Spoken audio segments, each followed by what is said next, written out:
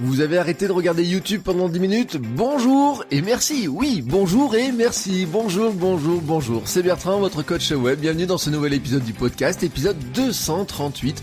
J'espère que vous allez bien, que vous avez la forme, que vous avez beaucoup d'idées. Et aujourd'hui, justement, je voudrais vous parler des idées et aussi d'une petite fleur. Vous connaissez tous le pissenlit, mais connaissez-vous la stratégie de développement du pissenlit?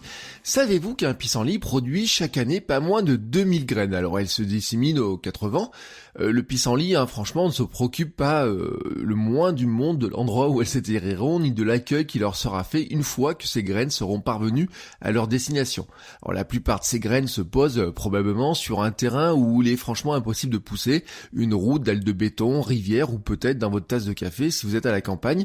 Mais en fait, le pissenlit ne se préoccupe pas du tout de l'avenir de chaque graine. En fait, il se préoccupe plutôt de l'ensemble que le terrain autour de lui soit pollinisé de ses graines et qu'au final chaque petit espace disponible se remplisse de pissenlits parce qu'il aura tenté sa chance avec ces milliers de graines qui sont parties pour arriver là où elles sont arrivées, mais qui certaines vont arriver à trouver un espace pour se développer.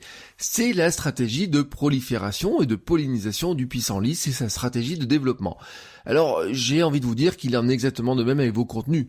Alors, bien sûr, ce n'est pas facile. Il est normal que nous soyons attentifs au contenu, au succès plutôt de chaque contenu. Combien de vues sur ma dernière vidéo YouTube, combien de lectures d'un épisode de podcast, combien de partages de mon billet de blog. Nous sommes focalisés sur les statistiques et sur le destin de chaque contenu, de chaque idée. Nous regardons ça précisément, nous passons du temps à regarder ça. En fait, c'est notre nature d'être humain, car notre stratégie de prolifération à nous, êtres humains, c'est pas de planter 2000 graines, mais de faire 1, 2, 3 enfants et de consacrer tous nos efforts à les élever pendant le reste de notre vie, à veiller sur eux et sur leur destin, à regarder les statistiques de développement de nos enfants. Est-ce qu'ils grandissent bien, qu'ils prennent du poids, combien ils ont mangé aujourd'hui, etc. C'est un truc que je connais bien tous les jours. Mais en matière de contenu, vous devriez plutôt vous voir, vous, comme un pissenlit, en fait. L'important n'est pas le succès de chaque contenu individuel.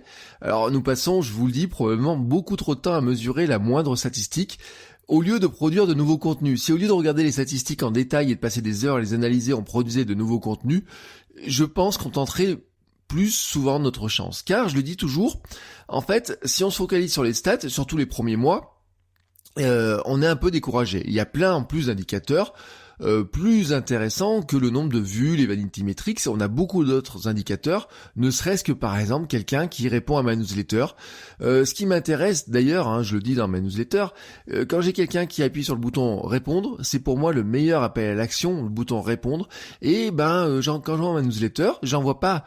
Il n'y a pas des milliers d'abonnés, mais j'ai des gens qui répondent et qui disent merci pour les liens, merci pour le podcast, merci pour les partages, j'apprends des choses, des informations. Pour moi, voilà, ça c'est une bonne mesure, bien sûr.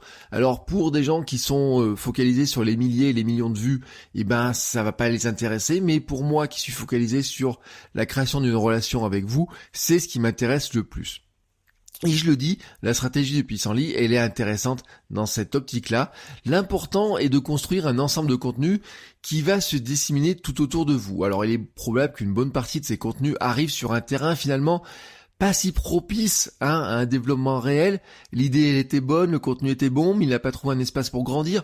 Ou peut-être que ça vient de la graine que vous avez finalement plantée, qui n'était peut-être pas aussi bonne que ce que vous pensez, ou qui n'est pas arrivé au bon moment, qui n'est pas parti au bon moment, ou j'ai envie de vous dire, si le pissenlit il dissémine ses graines à un moment donné où c'est pas le bon moment pour qu'elles arrivent à se mettre dans la terre, et voilà, c'est comme ça. Mais ça veut pas dire qu'il faut qu'il s'arrête. Ça veut pas dire que nous devons nous arrêter à ces échecs. Ce n'est pas parce que vous avez une vidéo a fait un fiasco que vous ne devez pas produire d'autres vidéos. En fait, on ne devrait pas se retenir de chercher de produire de nouvelles idées. On doit tenter notre chance. Chaque idée que l'on produit, chaque idée que l'on va publier, que l'on va diffuser, a une chance d'arriver sur un terrain propice. Chaque contenu que vous disséminez autour de vous est une nouvelle chance.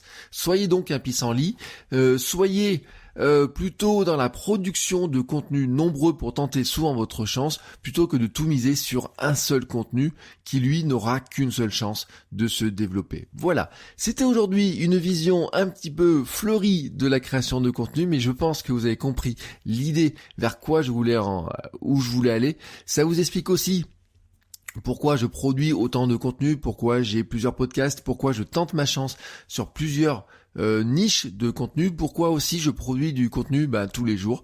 Vous voyez ainsi ma philosophie de production de contenu et pourquoi j'agis de cette manière-là, pourquoi moi je mise sur un contenu important, sur un contenu régulier pour tenter souvent ma chance, parce que finalement le cumul des choses, et si on parlait d'effet cumulé du contenu, mais le cumul des choses fait aussi que vous constituez une audience et que vous arrivez à amener vers vous de plus en plus de monde et construire avec eux une relation basée sur plein de petites idées comme ça que vous partagez avec eux.